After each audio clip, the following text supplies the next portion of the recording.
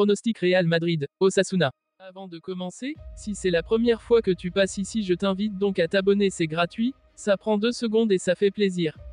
Merci beaucoup à toi. Le Real Madrid aborde ce match dans un contexte délicat. Après 2 lourdes défaites consécutives au Bernabéu, un classico humiliant, 0-4, face au FC Barcelone, suivi d'une défaite en Ligue des Champions contre l'AC Milan, 1-3, les hommes de Carlo Ancelotti doivent impérativement réagir pour éviter que la crise ne s'amplifie. D'autant plus que la situation au classement devient préoccupante. Le Real Madrid est désormais deuxième de Liga, à 9 points du FC Barcelone, qui domine le championnat de manière impressionnante. Une victoire est essentielle pour ne pas laisser les Catalans s'échapper encore davantage. Contexte de la rencontre. Malgré ses récentes déconvenues, le Real reste une équipe redoutable, surtout à domicile. Ce match face à Osasuna est l'occasion parfaite pour redresser la barre et montrer que les Madrilènes ont encore les ressources pour se battre pour le titre. De son côté, Osasuna arrive avec l'envie de surprendre, mais son bilan face aux grosses écuries est souvent mitigé, notamment contre le Real Madrid, qui lui avait infligé 8 buts lors des 2 confrontations la saison dernière. Les joueurs convoqués. Gardien, Andri Lunin, confiance renouvelée en l'absence de Kepa. Fran González Semestre, jeune talent pour compléter le groupe. Défenseur, Eder Militao, de retour, un renfort crucial pour la défense centrale. Lucas Vázquez et Fran Garcia, essentiels sur les côtés. Antonio Rudiger et Ferland Mendy, expérience et solidité. Jesus Baliero et Asensio, options défensives supplémentaires. Milieu de terrain, Jude Bellingham, le joueur le plus en forme du Real cette saison. Eduardo Camavinga et Federico Valverde, indispensables pour l'équilibre. Luka Modric et Arda Güler, apporteront leur vision et créativité. Dani Ceballos, joueur fiable pour maintenir la possession. Attaquant, Vinicius Junior et Rodrigo Goes, le duo brésilien est prêt à briller. Kylian Mbappé, en quête de rachat après des performances en demi-teinte. Endrick, le jeune espoir pourrait grappiller quelques minutes. Brahim Dia, atout offensif dynamique.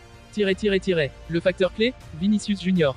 Si le collectif madrilène traverse une période difficile, Vinicius Junior brille de 1000 feux.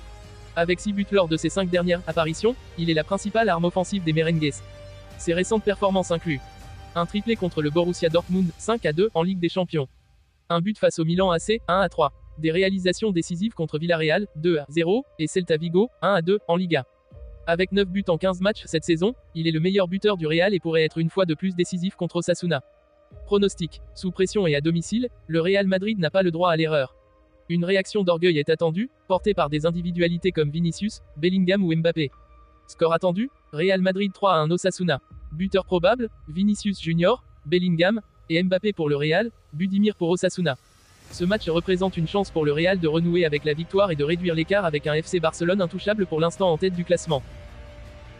Ballon d'Or 2024, Vinicius battu de seulement 41 points. Le monde du football est en ébullition après la révélation des résultats du Ballon d'Or 2024.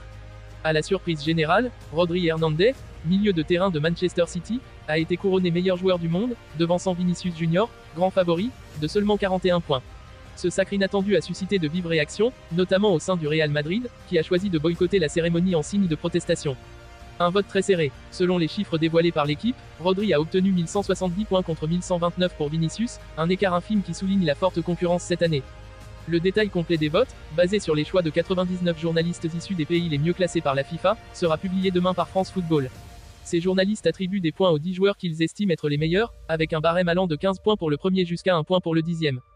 Dans le classement final, Jude Bellingham, Real Madrid, complète le podium à la 3e place, suivi de Dani Carvajal, 4e, et Erling Haaland, 5e.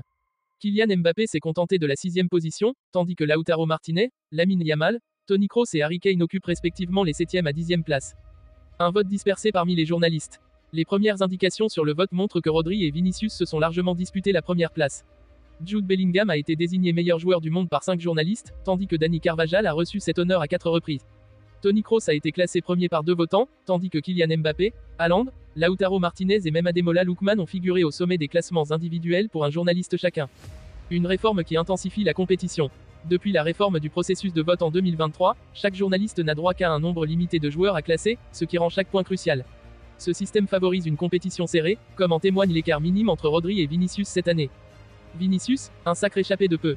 Le Brésilien, auteur d'une saison exceptionnelle avec le Real Madrid, doit se contenter de la 2e place, un résultat qui, malgré sa frustration, confirme son statut parmi l'élite mondiale. Demain, la publication détaillée des votes permettra de comprendre quels journalistes ont fait pencher la balance, notamment ceux qui ont écarté Vinicius des premières places. Le Ballon d'Or 2024 restera dans les annales comme l'un des plus disputés de l'histoire. Reste à voir si Vinicius utilisera cette déception comme motivation pour revenir plus fort l'année prochaine.